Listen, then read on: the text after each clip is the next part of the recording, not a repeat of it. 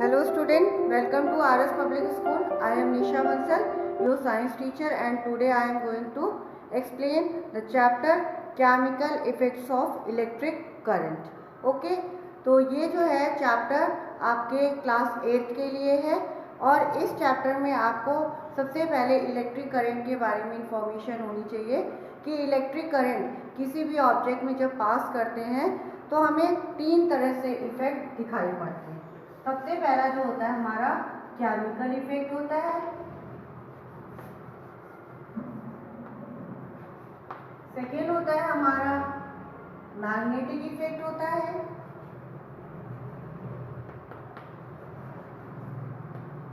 And third होता है heating effect.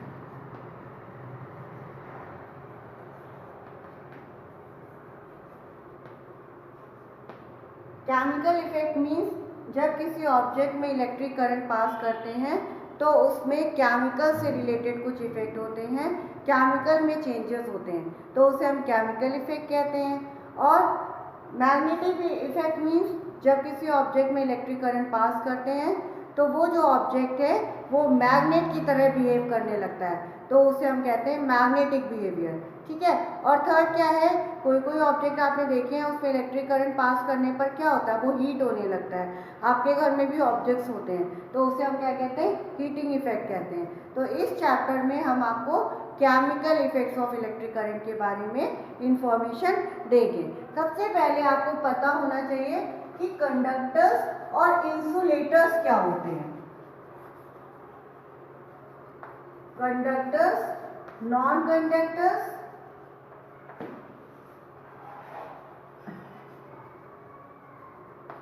And insulators.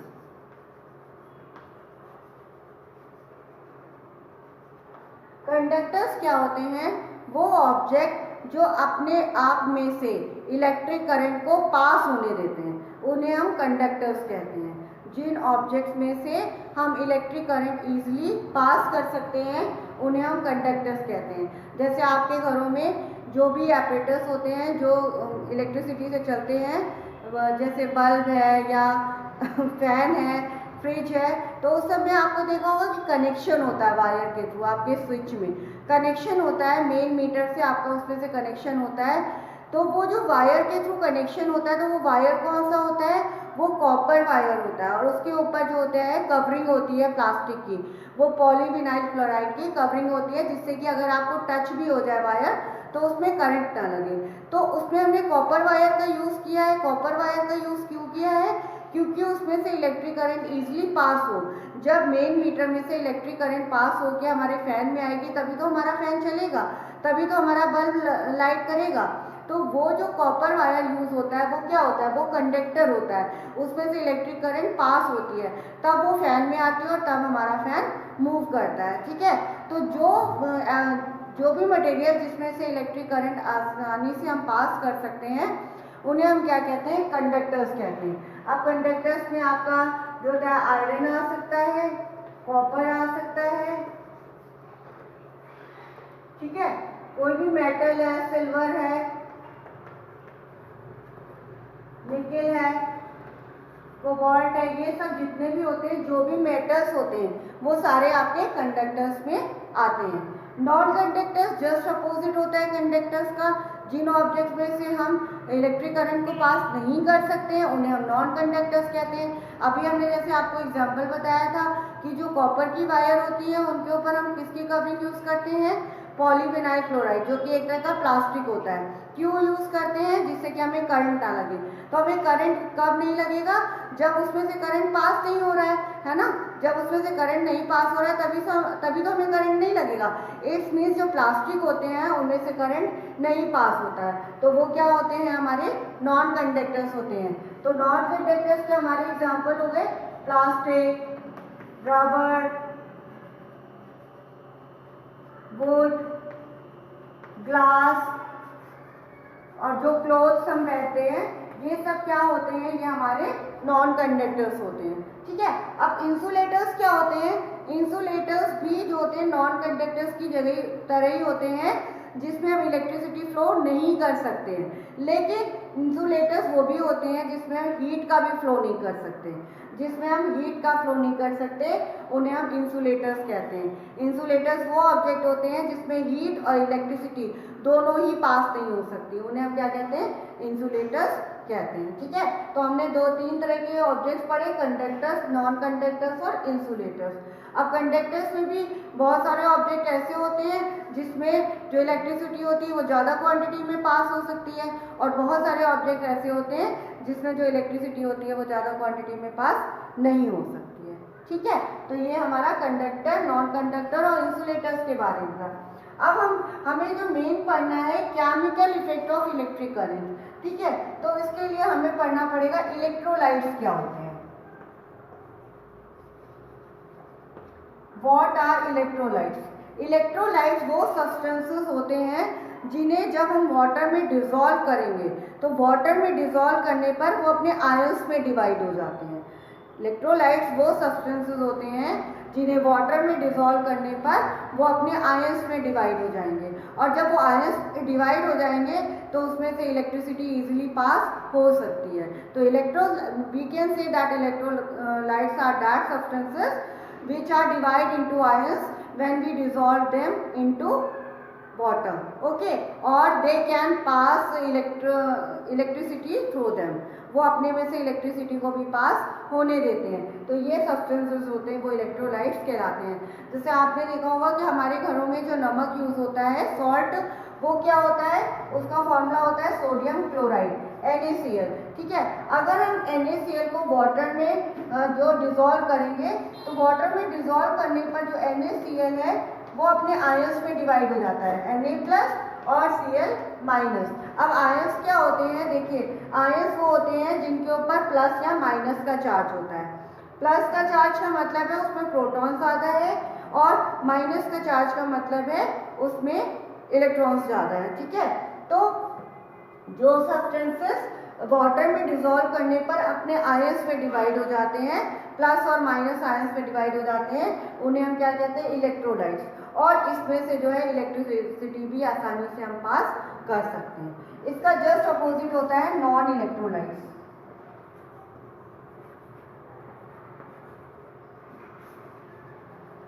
Non electrolytes वो सब्सटेंसेस होते हैं जिनमें से जो है इलेक्ट्रिसिटी पास नहीं कर सकते।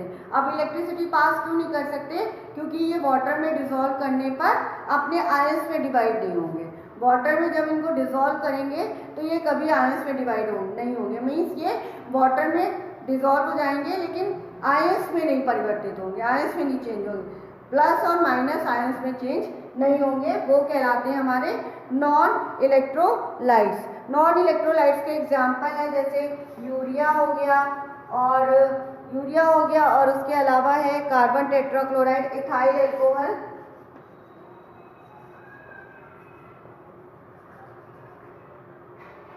तो ये जो है नॉन इलेक्ट्रोलाइट्स होते हैं जो वाटर में डिसॉल्व करने पर कभी भी अपने आयंस में डिवाइड नहीं होते हैं। ठीक है, तो हमने क्या पढ़ा, इलेक्ट्रोलाइट्स और नॉन इलेक्ट्रोलाइट्स। इलेक्ट्रोलाइट्स क्या होते हैं, जो वाटर में डिसॉल्व करने पर अपने आयंस में डिवाइड हो जाते हैं, और जब आयंस में डिवाइड हो जाएंगे, किसी भी चीज़ में जब आयंस बन जाते हैं तो उसमें इलेक्ट्रिसिटी आसानी से हम पास कर सकते हैं। और नॉन इलेक्ट्रोलाइट्स क्या होते हैं, जिसमें आयंस में डिवाइड नहीं होने के कारण ये क्या होते हैं, वाटर में डिसॉल्व करने पर आयंस में डिवाइड नहीं होंगे, जिसके कारण हम इसमें से इलेक्ट्रिसिटी भी पास नहीं कर पाते हैं। तो ये होते हैं नॉन इलेक्ट्रोलाइट्स। ओके, नेक्स्ट हमारा टॉपिक है कैटायन एंड एनोयन। कैटायन क्या होता है, जो अभी हमने बताया कि जब इलेक्ट्रोलाइट्स को वाटर में डिसॉल्व करते हैं, वाटर में डिसॉल्व करने पर ये जो है अपने प्लस और माइनस आयन में डिवाइड हो जा रहे हैं। तो जो प्लस आयन होता है, जैसे अभी NaCl है, ये Na+ और Cl- आयन में डिवाइड हुआ, तो जो NaCl Na+ है, जो Na+, जिसके ऊपर पॉजिटिव चार्ज आया है, ये हमारा कहलाता है कैटायन। जिसके ऊपर पॉजिटिव चार्ज आया है वो हमारा कहलाता है कैटायन, और जिसके ऊपर नेगेटिव चार्ज आया है वो हमारा कहलाता है एनायन। मीन्स जब इलेक्ट्रोलाइट्स को या किसी सब्सटेंस को वाटर में डिसॉल्व करने पर वो अपने आयंस में डिवाइड हो जाता है, तो जो प्लस आयन होता है, जो हमें प्लस आयन मिलता है उसे हम कैटायन कहते हैं, और जो हमें माइनस आयन मिलता है वो हमें एनॉयन होता है। ठीक है, तो ये होता है हमारा कैटायन एंड एनॉयन। ठीक है, अब इलेक्ट्रोलिसिस का प्रोसेस हम पढ़ेंगे कि क्या होता है इलेक्ट्रोलिसिस।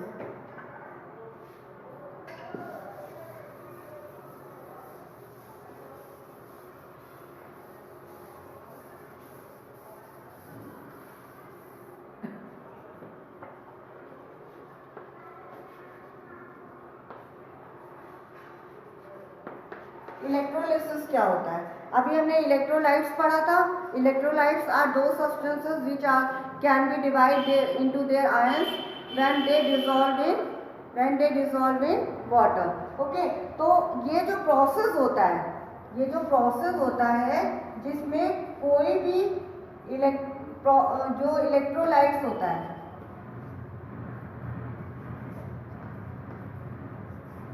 वो डिवाइड हो जाता है अपने आयंस में, डिवाइड हो जाता है अपने आयंस में, प्लस और माइनस आयंस में, इस मीन्स कैटायन और एनॉयन में। तो वो process, the process in which electrolytes are divide into their ions और स्प्लिट इनटू देयर आयंस।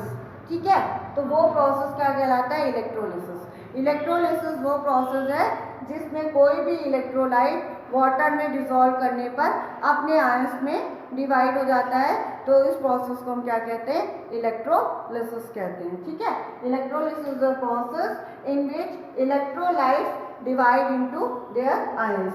जैसे अभी हमने एग्जांपल दिया था, NaCl को वाटर में डिसॉल्व करने पर Na+ बनता है और Cl- बनता है। तो ये जो पूरा प्रोसेस है, ठीक है, ये जो पूरा प्रोसेस है इसे हम इलेक्ट्रोलिसिस कहेंगे।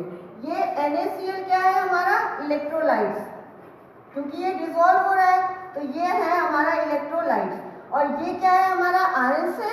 Na+ क्या है? कैटायन है, और Cl- क्या है? हमारा एनॉयन है। ठीक है, और ये जो पूरा प्रोसेस है इसे हम क्या कहेंगे? इलेक्ट्रोलिसिस कहते हैं।